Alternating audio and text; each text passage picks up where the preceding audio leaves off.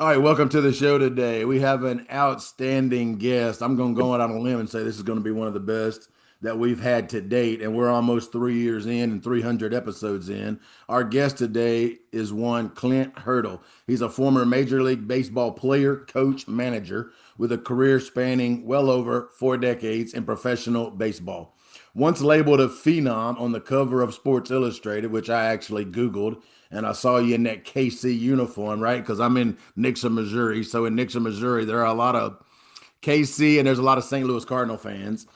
Clint played in the big leagues with teams like Kansas City, Cincinnati, New York Mets, St. Louis Cardinals before transitioning into coaching and leadership roles.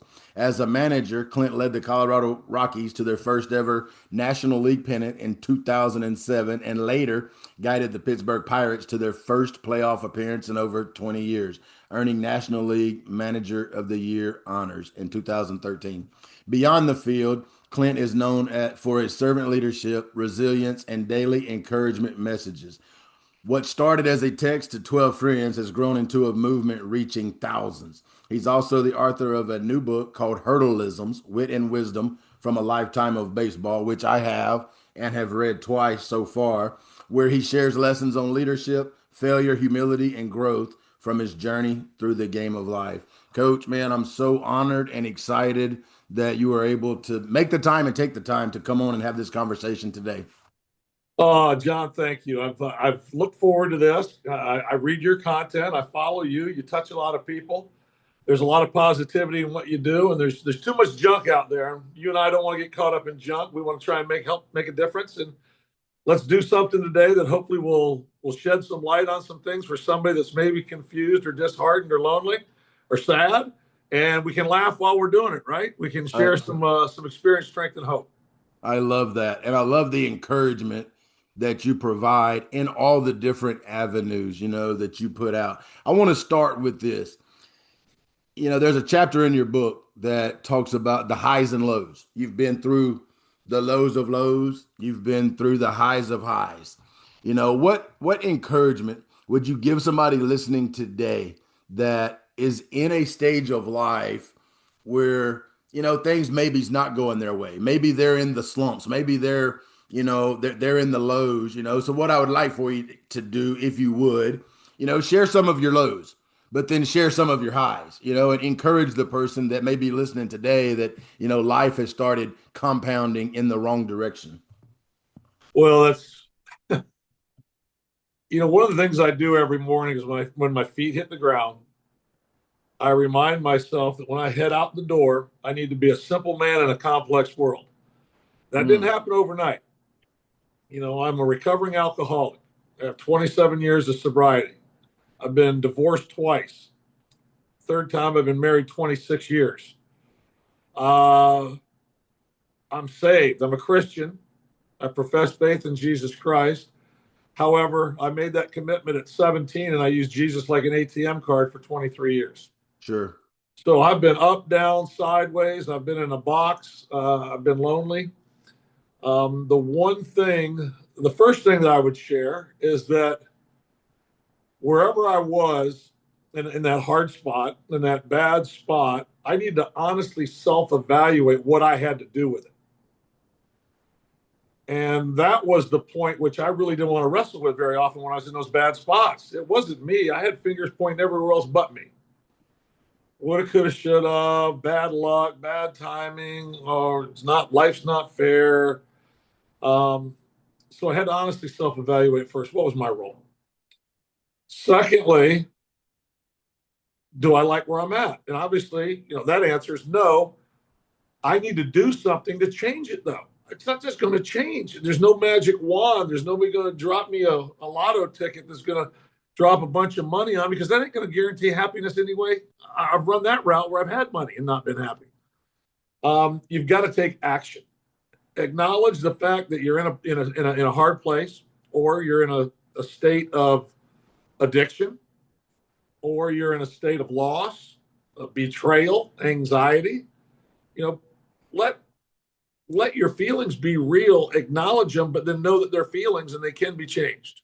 And then take some steps of action And somebody said, "Well, that's easy for you to say." I said, "No, it wasn't easy for me to say. You know what I had to do? I had to call people that I thought might have been the same spot, people that had Mm. been in the spot I'd been before. How did they get out?" And it's amazing that when you finally realize that asking for help is a superpower, it's not a sign of weakness, which I thought it was for many, many years. I kind of grew up in a time frame where a lot of men talked about head down, go hard. You don't let people see you cry. You don't let people know you're hurt. You don't let people know, that you're not happy.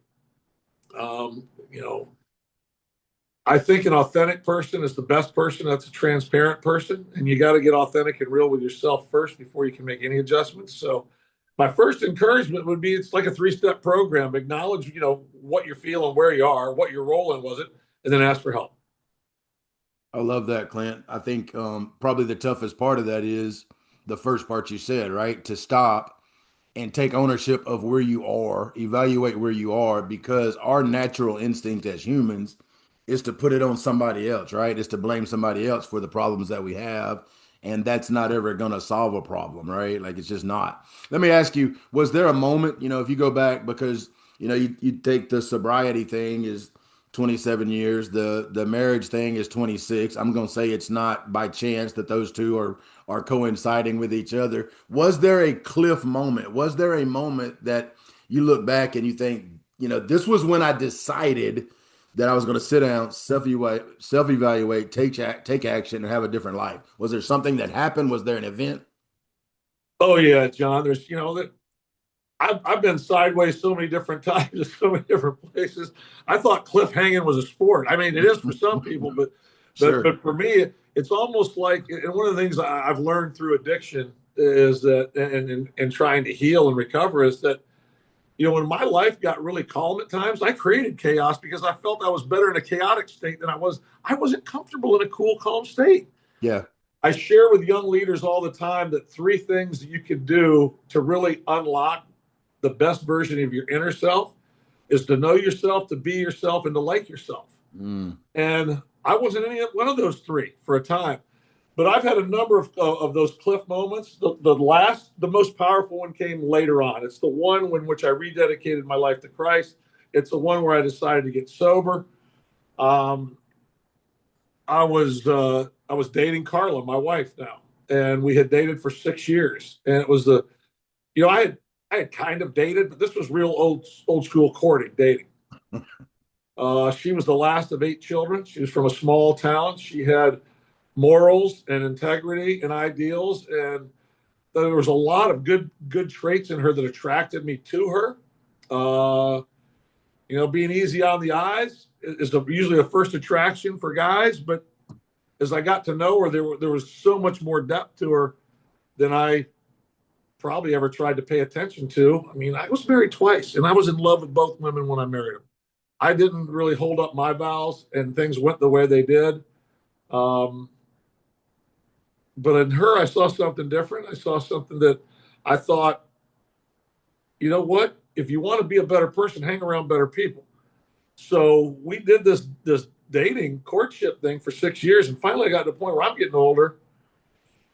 She's 10 years younger than me. I've encouraged her to, spend time with me. She changed jobs. She got closer, spent more time together. And I thought, you know what? If I don't try and make a commitment to this girl that I love, she could walk away. And I'd already been divorced twice. And it's for me, divorce was never about what I lost. It was about the fact that I wasn't able to make a marriage work. My mom and dad were married 69 years till my mom passed last August. I Wow. know what right looked like, their version of right. I've known a lot of other people that had good, long serving marriages. I didn't do it right twice, and it hurt, and there was shame, and there was disgrace. And I thought, man, I don't want to. Do I want to do this again? I don't want to hurt anybody because I hurt those women too, and their families, and everything else. Um, and the role I had to play in it. So I finally said, I got all the guts I could put together in a bag, and I went and asked this girl to marry me. And after 6 years of dating. And one of the things Carla's done very, very well over the time since I've known her, and it's been going on 30, yeah, we've been married 26 years, add another 8, it's 34 years, is when she is about to say something that knocks me off my feet, she'll say, "That's interesting." Mm. And when I ask her to marry me, she goes, "That's an interesting question." And John, I said to Carl, I said, "Hey, Carl," I said, "that's not the answer I've grown accustomed to." And she says, let me share something with you. And she goes, "There's a really good guy in there, Clint. That's why I'm here. And that's why I spend time with him. But he's not around often enough. And when he is around, I don't know how long he's going to stay around. You're fighting too many things." She goes, "At the end of the day," she never told me that I needed to get my faith back in the right place, because she came from a family, strong background, faith-based background with her mom and her dad. And she said, "Until you can find a way to make yourself happy, you'll never, ever be able to make me happy." Mm. She didn't tell me stop drinking. She didn't tell me get back to church and get right with Jesus. But that's what she told me. So me being me, I get a piece of paper down. I'm gonna write things I've been doing well, things I'm not doing well. I'm honestly self-evaluating, and okay, what steps do I need to take? Then I had an 18-step program on how I was going to get right. And it started with rededicating my life to Christ. And the second was to get sober. Mm. My life had become unmanageable in some places, and to get sober. And to this day, John, I can't tell you what the other 16 were. Those were the two that I just focused on, and I'm still focusing on. And it's going on one day at a time. And now it's been 27 years. I rededicated my life to Christ, but it's all because this woman got in front of me and she didn't throw down on me. She just spoke truth to me, and let me know that you got to find that inner person and how you connect with him. And you know what? Yeah, it got back to putting my trust and my relation and my life back in the hands of Jesus. And then it took the importance of getting sober. Alcohol and me don't work. Mm. And everybody else knew it but me for the long Yeah. for the longest time. And that was probably one of those come to Jesus moments where it became traction after that. I took some steps, but then the steps, and the biggest word I can share in this entire thing we do today, the one difference maker in every walk of life, in every employment of life, if you want to create separation of who you are, where you want to go, is discipline. Mm. Is discipline. And I finally found a way to maintain discipline in my own life in a lot of different areas. Man, that is really good. And if you're listening to this right now, this is my thought. It's never too late to start anew. Like if you don't like what you're getting out of life, like you can flip that script right now, and there's no age limit to growing. There's no age limit to getting better. There's no age limit to, finding the good Lord. There's no age limit to none of this stuff, like that's not part of it. I want to ask you this. One of the books I've read in the last year, I don't know if you have or you have not, but it's the Two Mountains by David Brooks. And the thought is this, that we're all climbing, spending time on two mountains. That first mountain is that mountain of success. And when I say success, I mean titles, championships, wins, record, money, cars. And this second mountain is one of significance. It's one of purpose. It's one of value, creating value in other people, serving other people.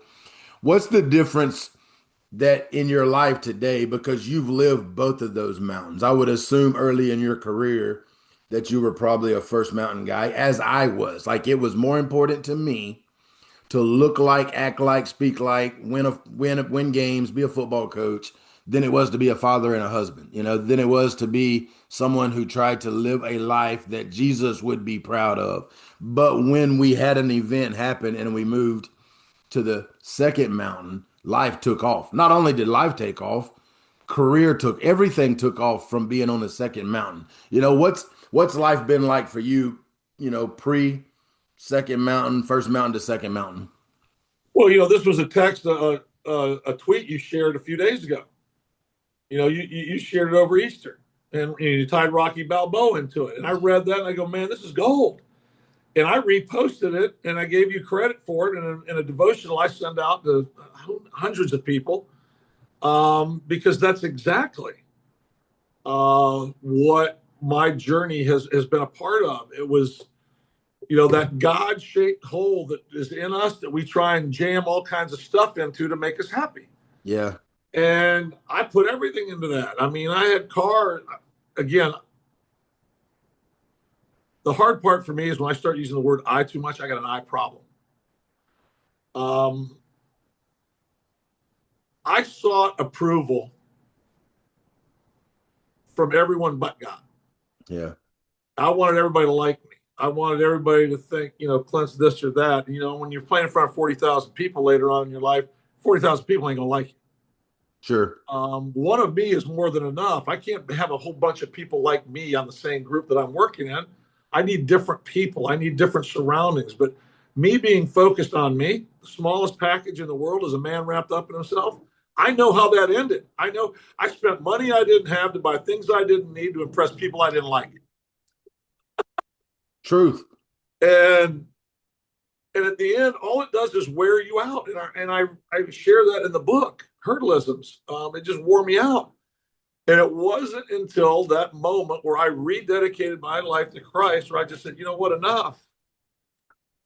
I've tried to be strong every other way I have thought of, but being my strongest position is being on my knees and just praying for God to get back and take control of my life, and me having the discipline to surrender all to Him and now just be of service. And that is it. Be of service. When I wake up in the morning, I shared what my first thought is.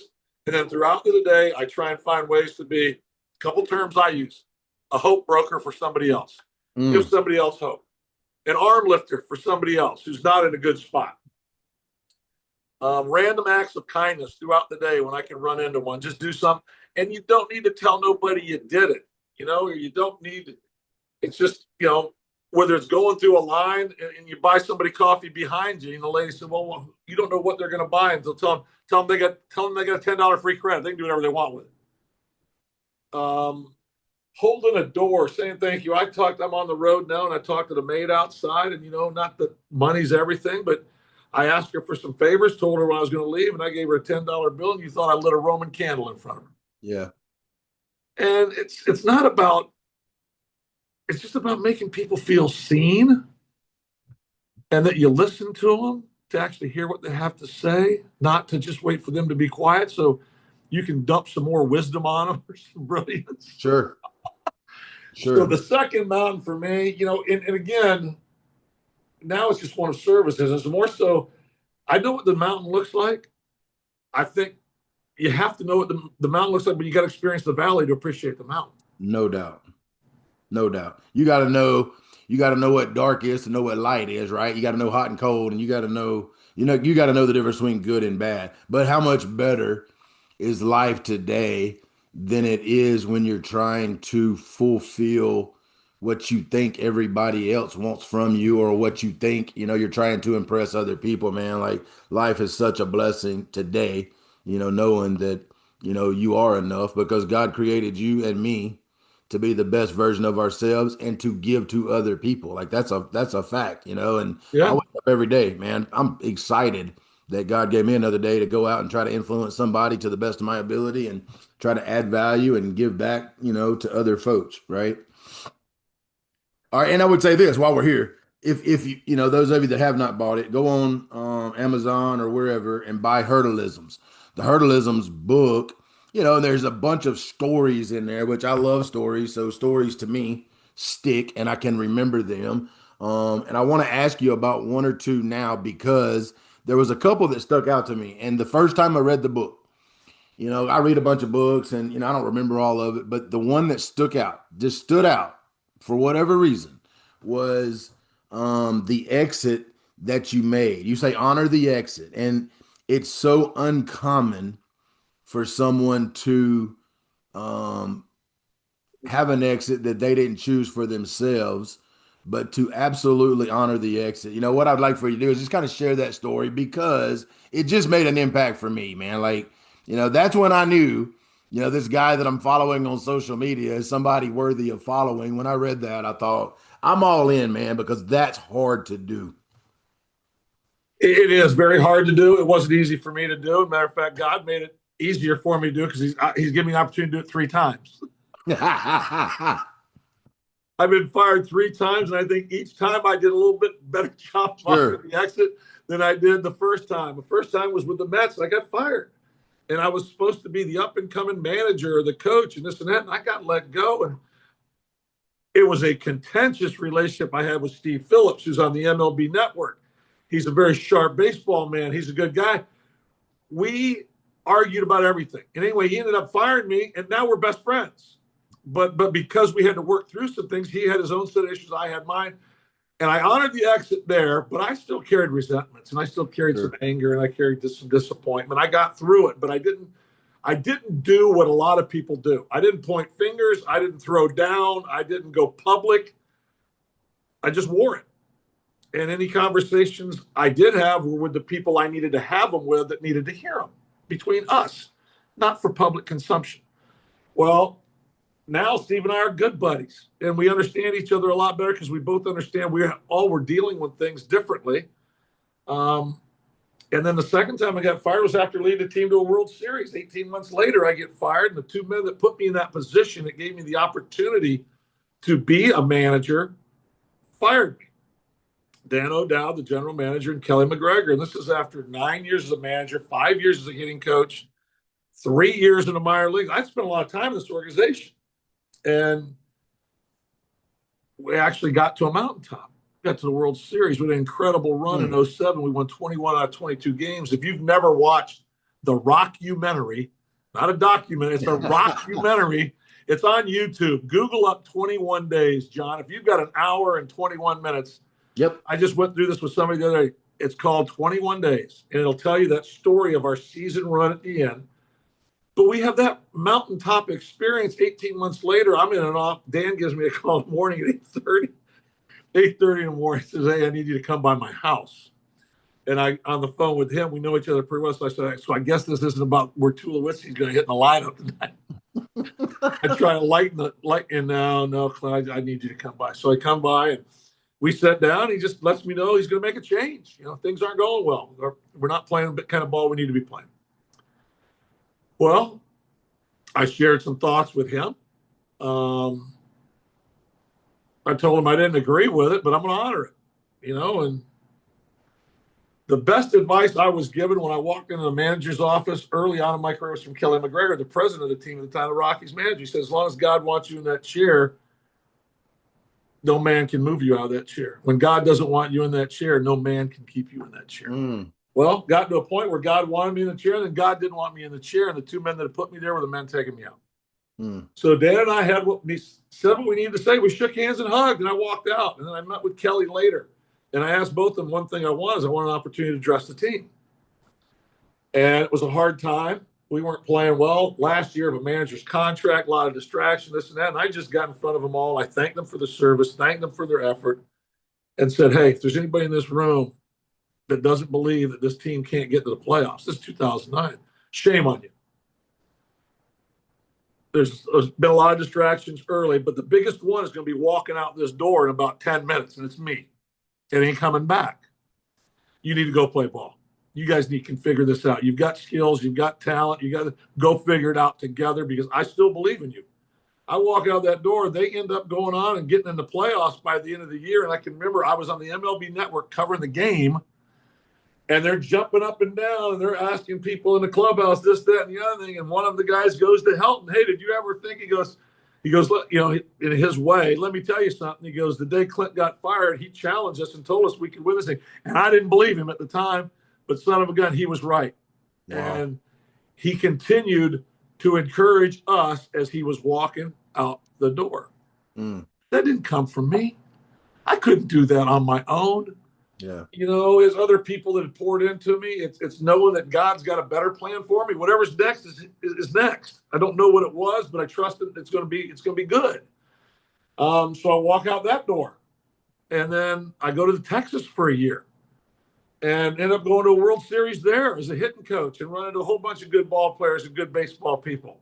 And then from there, it puts me in a position to get another managerial opportunity, and I go to Pittsburgh. 18 consecutive losing seasons. Why would you go there? I interviewed for that job and the Mets job. Everybody in my inner circle told me go to New York. We had family in New York. I was a Met for 9 years as a coach and a player. something inside of me, whether it was a God spirit, God wink, God nudge, said, son, you need to go to Pittsburgh. I want you to go to Mm. Pittsburgh. Wow. Well, I went to Pittsburgh. After 20 consecutive losing seasons, 2 years there, we put together a 3-year run that was incredible. But the 2013 season was electric. 20 consecutive losing seasons, 21 years without a playoff. We flipped the script on that. We go to the playoffs. We have a wild card game. If you've never seen that wild card game in 2013, Cueto's on the mound. The crowd starts cheering Cueto, Cueto, like a hockey goalie. He drops the ball. The next pitch is thrown to Russell Martin. He hits the ball in the North Shore notch. We go on and get in the playoffs. So we break two curses in the mind of every Pittsburgh fan, the 20-year drought and the 21-year playoff drought. It was as good as it could get for 3 years. And then, 19 comes around. I get fired 3 hours before the start of a game on a Sunday. Not Saturday night, not Sunday morning, not, that I'll never figure out. God will explain it to me when I've talked to the men involved. The best answer I got, we met well, we didn't do well. And you know what? That's okay. At the end of the day, still, both these places in Colorado, I poured my heart and soul in both these places for almost, 8, 9 years. Building character, helping create character, ownership, responsibility, accountability, grown men, leadership. So what am I going to cry and throw down and scream on the way out? No, absolutely not. Thankful and grateful for every opportunity in both those places. Thankful and grateful for the opportunity it gave my family. I mean, one of the things I never could figure out was, about making money. I didn't figure out how to make money until I stopped playing baseball. I thought I was going to make money by playing baseball. When I stopped playing and started becoming coaching, man, that wasn't my plan. And making money's never been my plan. I've just been fortunate enough to find a way to do it from time to time. That's been a blessing that I never saw coming. Now I'm in, I'm on the back nine. I might be on 14 or 15 right now, golf course. And I've got a special assistant job to the general manager and the president of baseball ops in Colorado, and it's a new time in Colorado. Everybody, we had a lot of pruning last year. We were bad. 3 years, 329 losses. I was a part of that. I felt that. I wore that. But I've also got a part now of being in the reclamation. Wow. The rebuild. It's not a word that anybody likes to use, but God is now. I have the best job I've ever had. I only work 2 weeks a month. Mm. And I help grow up men, managers and coaches, and young players and pitchers. I just try and be a GPS system and share experience, strength, and hope. So those honor the exits. One thing's going to happen. You blast somebody on the way out. You don't think he's got buddies. You don't think he's got friends. You Yeah. tear up a GM in the press or a president. I'm just saying, what good does it do? Does it really make you feel better? It may for a moment, but it don't change the situation. You're fired. Yeah. Hey, I got swipe cards that don't work in Pittsburgh. I can't go get back in the clubhouse in Pittsburgh. I've learned to move on. God's next is way better than whatever I could have planned. Yeah. That was the story that stuck out to me because, I am one that I have been fired before and run off from, my high school back 26 years ago. And I did not honor the exit. I tried to burn them all down. Like I wasn't, now I get it, right? Like now I'm farther along in this journey. I get it, but I didn't. And it may be why it stuck out so much to me because, I let it rip. And hindsight, just like you said, like, what good does that do, right? What benefit? All that does is and go back to what we started off with. What we want to do is blame other people.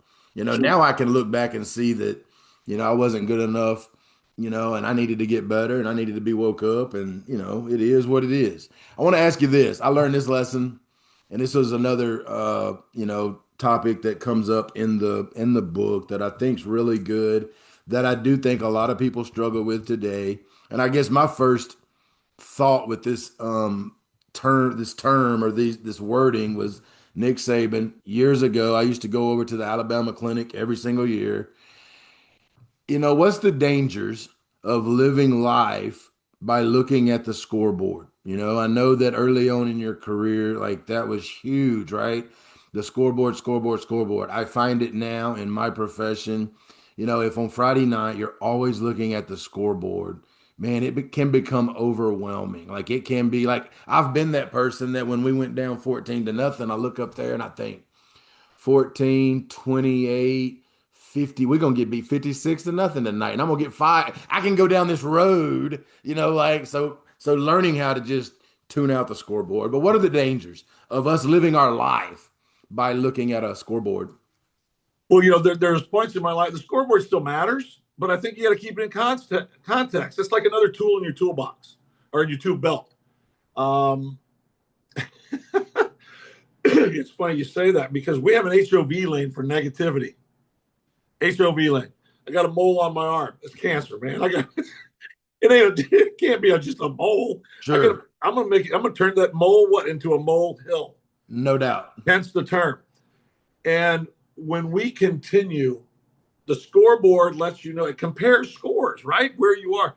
And when we continue to compare, only two things happen. Both of them are two of the seven deadly sins. It's either you're either greed, your envy, or you're prideful. I'm either less than or I'm better than. And more often than not, it's less than. Yeah. Right. And I don't have what they have. I can remember late after my second divorce, my dad and I were, to this day, my dad's 92.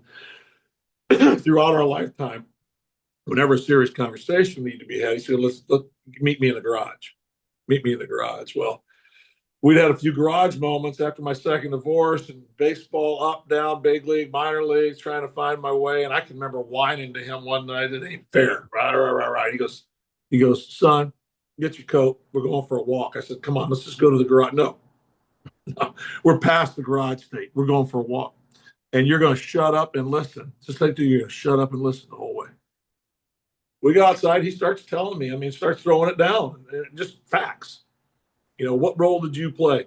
What did you do to improve? I don't want to hear about either one of your ex-wives, what they did. What could you have done better? Because sometimes your actions lead them to their actions. Own it, honor it. And at the end of the day, the baseball thing, play better, get better, play better, stop. He goes, son, you still haven't figured out life is not fair. That's what makes it fair, though, because it's not fair for anybody. And truthfully, at the end of the day, John, if this is all we got, life on earth, that's hard, man. That's why Jesus came, so we could have something better after we do this thing. Then we're all rewarded with him, with others, like-minded. How glorious is that going to be? I'm going to see my mom again. Yeah. And I'm going to see my grandpa and grandma again. You got people you're going to see. But he said, life's not fair. He says, you want to know what is fair? He said, the only thing life is fair is a ball hit between first and third. That's fair. And my dad throughout my life has been my biggest fan. Well, my mom might have been my biggest fan. My dad will say he is, but it's probably my mom. But he's been my truth teller. He was my best man twice. After 2 times, I had to get rid of him. I had to go on the free agent market. I got another best man. I've been married twice. That's one of our standing jokes. And that's when he would throw down. I had nothing to do with those divorces. And he did. But it's just, the comparing thing don't work. There's nothing good in it. Yeah. Honestly, self-evaluate where you are. And the one thing is, I continue to find ways to do. If I start talking about what I don't have, let me just shut up right there and think what I do have. Yeah. And the amazing thing to me now is when I made those hard decisions, which I thought were hard, was trying to be the best decisions I ever made 27 years ago.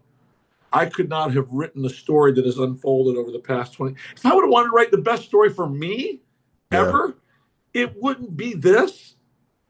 I got remarried. I've been married 26 years. I've got a daughter that's 40, and she's had some challenges, but now she's the greatest girl that I could ever hope for in a daughter. I could not be more proud of Ashley. We've got a 23-year-old daughter, Madison, special needs child, born with a birth defect. Who raises their hand to get in that line? She has been a blessing. She has taught me lessons I never could have learned any other way. She's given me and my wife and I opportunities to build our relationship in ways that we wouldn't have built it. I couldn't have built it on my own. Carla has been put in my life because God loves me that much, and he knew that was the mate for me that would help me. I'm like, my son, Christian, you read the stories about Christian in the book. Come on now. He retires from baseball at the age of 4, and I think that's a good thing. Yeah. Man, I was crushed for 24 hours. I'm the manager of a big league team. We got a backyard that looks like Fenway Park. I got a garage full of unis and gears. Let's go, son. We're getting ready to ride. And at 4, he goes, Dad, too intense, I'm out. He goes on to karate, to tennis, and then to crew. He starts rowing. My son's going to graduate. Our son's going to graduate in August. See, I still get caught up in myself. Our son's going to graduate in August as a pastry chef and a baker from the Culinary Institute of America. I could not be more proud of this young man. Yeah. He found a passion that he wanted to do, and God had blessed me with enough open mind to back him and support him. Carl and I are behind him every step of the way. And to watch your children find something and fall in love something that they're passionate about. You know, I tell my buddies, because I had a couple guys eye roll me. Your son quit ball? Why did you? I said, no, I didn't do none of that. My wife put her arm around me, said, you need to figure this out. And I'm gonna give you 72 hours. And if you don't, I'm gonna help you.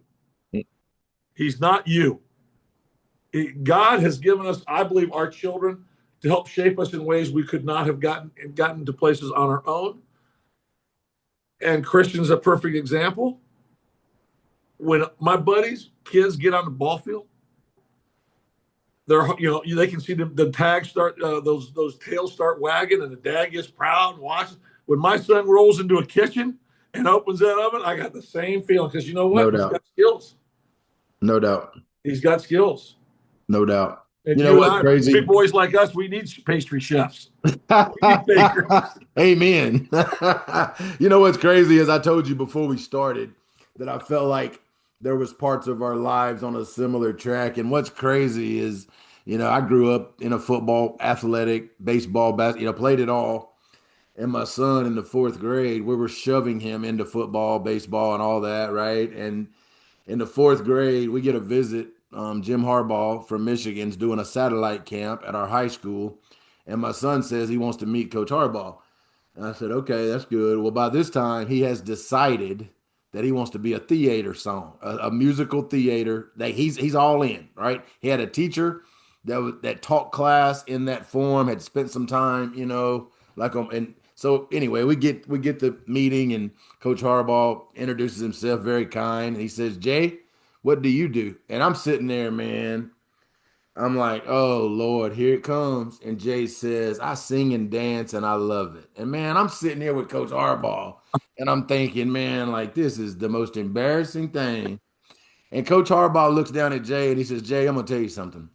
My son is the musical theater director at Michigan, which is the number one theater program in the world. He said, like, some of the best days of my life has been watching my son on stage, and I sit there, if I could kick myself in the butt, right? Like it was a wake-up call. Like it was like I'm sitting there embarrassed that my son's drive, passion, and love is not the same as mine. How foolish is that? You know what I mean? We're fixing to load up next week, and we're going to go to Cincinnati, University of, which is one of the top three, four, five theater schools in the world. And we're going to watch him perform his first collegiate like play. And it's going to be as if you know, it's the Super Bowl. Like you said, like man, it does, dude. Like that was a transformation that I had to go through because I was so shallow. Like it was all me. It wasn't him. And to watch him do what he loves to do, what a blessing. What a blessing when you find what it is, that you are supposed to do. And the other thought that you stroked in my mind early on was how we're so prideful. I ask people sometimes, what was the first sin in the Bible? And a lot of people will say Eve, Adam and Eve. No, the first sin was that angel that was full of pride and decided that he wanted to be like God, right? Like Lucifer. And Lucifer had to hit the door. But why did Lucifer have to hit the door? Because he was too prideful. He wanted something other than what he had, and we have to be careful, right? Every single day of our life because, man, we can become so prideful that it is dangerous to us and it's dangerous to the people in this world that we lead. It's it's it's so kind of common fabric for us, for you and I, and a lot of other men. I'm sure they're listening. There's some women, but Sure.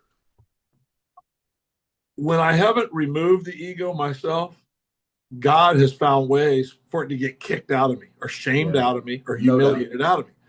And one of the blessings I tell people with our son, with my daughter Maddie, and with Ashley, each one of them, but with my son especially, I was neutered as a father when he chose, to not play baseball. It No like doubt. took my power tools away because each sport he chose, I knew nothing about. So I couldn't second guess the coach, which is the first job of every parent. Sure. Couldn't second guess the coach, and I couldn't overcoach my kid. Yeah. The two things that we can be really good at: overcoaching your own kid and second guessing the coach. I got neutered in both those areas, so all I did was drove the car, buy the snacks, and Yeah. tell after the game. I posted this the other day. After the day, hey, I loved watching you play. I love watching you compete. Tell me what was fun today. Mm. The car ride home, we can crush our kids. Yeah. No And doubt about it. my dad did it with me a few times until we had a hard conversation about it. And he finally understood my point of view. I finally told him I was like 17, finally thought I was big enough to at least answer back. And I just said, Dad, I played the game. I'm the one that struck out 4 times. I'm the one that made 2 errors. I'm the one that was bad today. Do we really need to have a double header in the car on the way home? Yeah. And you know what? There was that moment of silence where I didn't know what was going to be next. He just goes, you know what? I'm so sorry. You're right. You're 100% right. Thank you.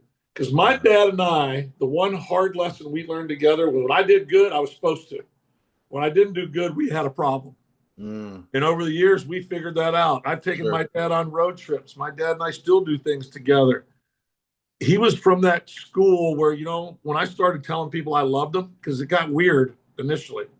Kelly McGregor shared this with me. He says, you need to tell your men you love them. And I'm like, I need to what? He said, no, you need to say to them and look them in the face, tell them you love them. And he goes, that's the start. But then what you got to do after that is show them. That's the bigger part because a lot of people tell you they love you, but they don't love you. You got to Mm. show them. So the first time I had that conversation with my dad, and I looked at him, I hugged him, and I kissed him. I said, Dad, I love you. He goes, me too. And he walked away. But now we hug, we kiss, we hug. He says, I love you. And the same thing happened with my son initially. He was much younger because, this is in play now for me. You see, when I send those emails that you get daily at the bottom line, it says, make a difference. They love Clint. And I mean it. Yeah. John, I love you. Yeah. But the first time I was going on a road trip where I thought Christian was old enough, he's like 6. I said, hey, buddy, I'm going to head out for 10 days. You're the man of the house. You're in charge. Mom's going to think she's in charge, and she kind of is, but you're the man of the house. I'm not here. So, you got to hold up man stuff. You got to help where you can, help your sister, help your mom, do what you can, be on time, go to bed. And I go, I want to let you know, I'm headed out. I love you. He looked me in the eye. He goes, Dad, I love me too. Go have a good road trip. That's fantastic. That's fantastic. You'll appreciate this. This morning we're in a little bit of spring football right now. So this morning we're practicing. It's 5:45 in the AM. We start early around here, and at the conclusion of practice, we bring them all up. And it's the first thing I told them. I said, I want y'all to know I love you. Like I truly love you. And I said, I don't mean love you in this hushy cushy, soft type of way. I mean love you because, man, I respect you because the discipline it takes to play sports today, to wake up at 5 o'clock in the morning, to show up, to work hard. Like this, we're not in the NIL world. We're not paying these kids a penny, right? Like I respect the discipline that our kids put into to what we do, and I like you. I mean, I truly do love them. I got two topics I wanna ask you about, and then you've been very generous with your time. The first topic is there's a phenom listening right now. There's a young guy that's, a rock star, a 5 star, 4 star, and it doesn't matter the sport, right? Irregardless. What would be some advice that you would give them because you were a 5 star, right? Like you were a high school guy that, had all the accolades, right? How many high school guys can say, they were on the cover of Sports Illustrated?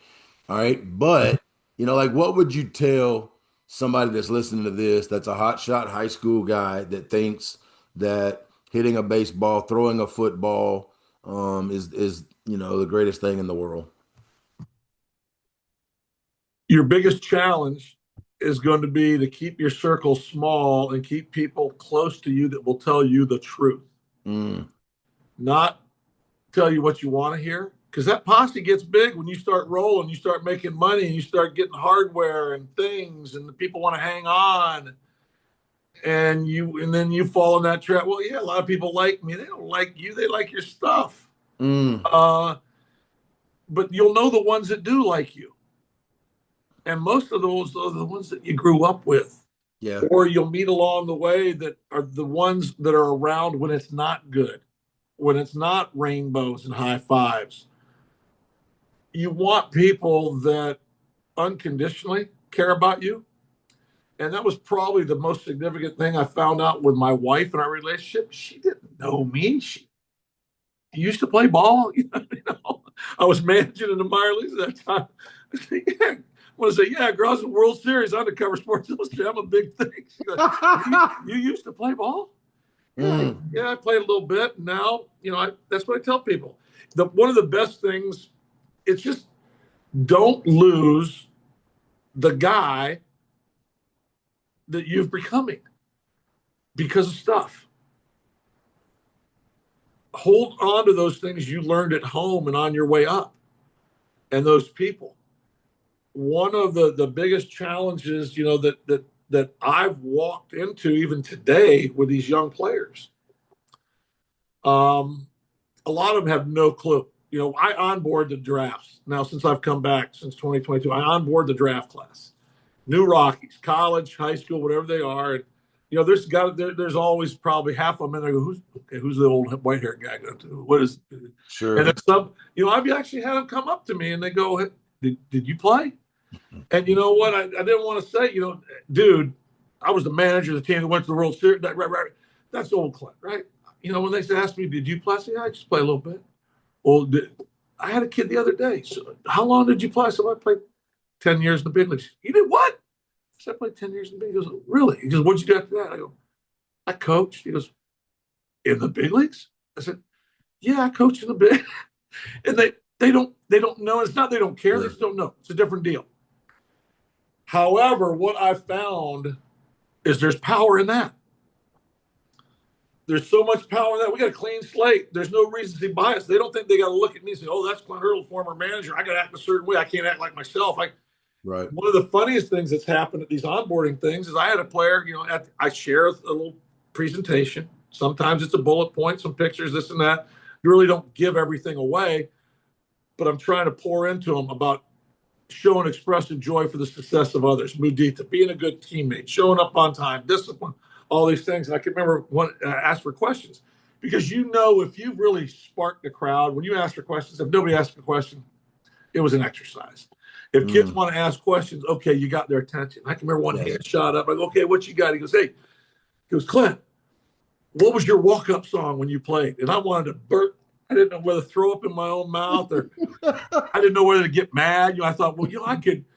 What good would it do to rail this kid in front of everybody? Walk-up song. So we had to walk up, rah, rah, rah, rah, rah.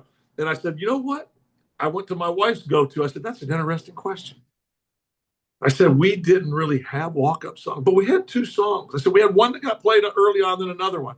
And he's like, well, what was that? I said, it was the Star Spangled Banner. They played with the start of the game, and then they played God Bless America the seventh inning.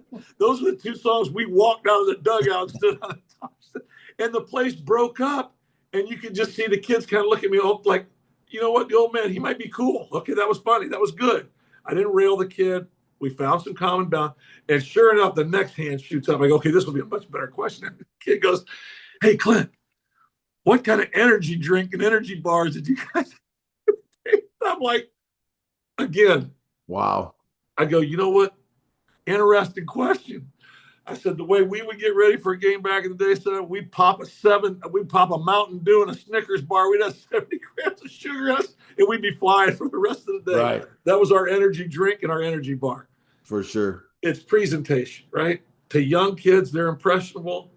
There were people probably around me that I could have clung on to better, that I could have paid more attention to, but I got caught up in an HOV lane of something else, Yeah. of public perception, trying to make everybody happy. Do Sure. not try and make everybody happy. That will not work. I can promise you that. Yeah, for sure. I love that. That's really, really good. And that's kind of what I thought, you were going to go down. All right, this last one, this last topic, because I'm curious. I've had a conversation in the last 2 days with two guys that, I'm friends with.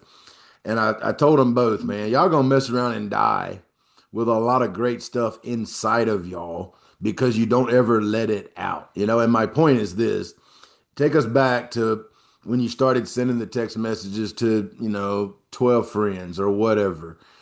And then you stopped for a little bit, right? And then, you started back. Tell me why. Why did you start sending it in the first place? What moved you to start sending them? And then what's the benefits you've seen grow from that since that time? Well, great question. Number one, I was going through a leadership training class with Kelly McGregor, our team president, and Dan at times. The three of us would get together. We'd have a Bible study once a week when we were home, and then we'd have a leadership training class, and we were kind of growing each other, listen to other people grow us. And Kelly said, "Hey, I've got a task for you." He voluntold me something. He didn't Yeah. volunteer me. He voluntold me. He goes, uh, "We're going to get 12. I'm going to get 12 people to join you, and I want you to start a leadership training class that you lead for some employees here." It wasn't just my coaches. It was a couple coaches, and it was people in the front office, ticket sales, whatever, park operations. And we got together. We'd do it like twice a homestand, and I would pick a topic. And then we got together the first time. I picked the topic, shared, and at the end questions. It took like 30 minutes, 15 minutes Q&A. We'd wrap it up, and then I would text them the bullet points at the end. And I decided, I'd text them and then say, make a difference. They love Clint. Well, then we'd share a topic and somebody else would have the topic. And this kind of kept going on through 2009 until I got fired. And I got fired. And it was about end of May, June, July. It's July 4th. I'm on vacation for the first time in like 37 years since I was 17 for July 4th, or I'm not in the ball uniform. Mm. We're in the Outer Banks, and I'd get up in the morning. I'm gonna go out, take a little walk, get the paper and coffee, and my phone rings, and I see who it is. It's one of the female employees at work was in the Bible study, and I'm in the leadership training class. Hello, hey Clint, this is so and so. How you doing? I go, I'm doing pretty good. She goes, well, that's good. I said, it's kind of weird. I'm not in uniform. It's July 4th. I'm in the Outer Banks. She goes, well, you want to know what's really weird? She goes, I got so much of that leadership training class we were having. I got the notes, your bullet points, you're making a difference today. Love, Clint. She goes, I just had to call you. She goes, it's been, 6 weeks. Why you're not making a difference anymore? I Mm. really don't think you love me. Why did you stop? And my first thought was, what is wrong with this girl? Why did I stop? I got fired. My swipe card don't work. I can't get in the building. I just shut my mouth and I thought, no, no. I said, well, tell me. And she goes, it was so good. Every one of us in there needed that. And you're our leader. You're still our leader, but you went away. And she says, I just wanted to let you know that you impacted my life and now something's missing. Man, I got off the phone. I was rocked. Mm. Finished my walk. I went back. My wife goes, well, what happened to you? And I said, I told her what happened. She goes, well, what are you going to do? I said, well, I think I need to take another walk. She goes, no, you don't need to take another walk. You need to figure this out right now. She goes, you might want to just start sending those messages again. I'm like, Mm. come on. Two women, they don't get it. I got fired. And I just got quiet. I called Kelly, the man that fired me, and tell him what when he goes, leadership doesn't need a title. Mm. Those people look to you. You gave them something that they believed in and they wanted to be a part of, whether it's your behavior or whatever. He said, you do what you want to do, but you should never stop sending those messages. Wow. And I cranked them back up and it went from 12 to whatever. It's at 10,000 now. I mean, it went from Mm. text message. I'm such a goofball. I made it 10 times harder than it should have been. But as the numbers grew, it's up to 10,000 now. And they go out at 5:30 every morning Eastern Standard Time. There's a faith-based one. There's a devotional. There's an encouragement. ClintHurdle.com. It's free. Who else gets free, right? Everybody likes Yep. free. And we take Sundays off just because Truett Cathay told me to take them off. And so did Jesus. No doubt. But that's how it happened. That's how it started. That's why we rebooted it. But somebody had the fortitude to, to call me up and say, come on, man, make a Yeah. difference today. Keep making Yeah. a difference. There's people out there that we have no idea what a hug will do. What a, hey, hang in there. Hey, Yeah. you can do this. Hey, how about I believe in you? Yeah. You know what? I told the two guys I was talking to, and that's the reason why, because I know there are people out there, and you get this. I'll guarantee you, you get the emails back that say, Clint, man, I needed that today, right? I know I had a lady the other day on LinkedIn. She said, and I have no idea who she is, where she's from, but she inboxed me and she said, I take your messages and I turn them into messages for me and my husband because everything applies to being a spouse. Like everything applies to being a spouse. Is it a spouse, to being a leader, to being, a person, of faith, of purpose, or whatever. And so that's my message to those two guys is just start, man. Throw it out there because there are people that need that in this world. And if we can provide it, then to me, that's kind of what we've been called to do. Last question. If you could send one more message today, like those daily texts that you sent, to every listener that's listening right now, what would it say? Be useful. Mm, Just be useful. Be a helper. Don't know, the one thing I've tried to remind myself of is sometimes we can say more by talking less. mm, Podcasts are good. We're sharing information, knowledge, and this and that. But at the end of the day, your actions will define you. amen. That's what people are going to fall in love with or fall out of love with is the way Yeah. that you treat them, the way they see you treat your wife or your kids. You've heard this saying before. One of the most impactful things I still run into is the way other people treat my kids. If I see somebody else treat my kids, oh my, I'm yours. Yes. I'm yours. I did it. Yeah. Our clubhouse guy here, Conlon McGuire, he's got his dog Lemon in the clubhouse with him every day. My special needs daughter Maddie loves dogs. She's a dog whisperer. I took a picture. I sent it. His wife Destiny came in the thing. I just told Destiny, it's good to see you.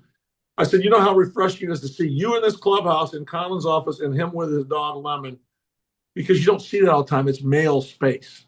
Yeah. No, it's not. Yeah. She knows where she needs to be, what she needs to do. But to see him with his wife, with his dog, I told him, I said, man, you know what? That makes me feel good. This gives me a warm fuzzy in your clubhouse. So I say, let's spend more time giving other people warm fuzzies. Amen. I love that, Clint. Well, for everybody listening, man, I hope I'll put his website in the show notes. Go on his website, sign up for the daily emails. They are phenomenal. I've been getting them for quite a while now, and I look forward to both. The informational and the faith based are extremely great. Buy the book Hurdleisms. It's absolutely fantastic. You will not regret following Clint Hurdle. I don't know when he got on Twitter, but I know he got on Twitter a while back, and now. I looked it up today because I was just curious, right? I'm a Twitter guy. 26,000, 27,000 followers.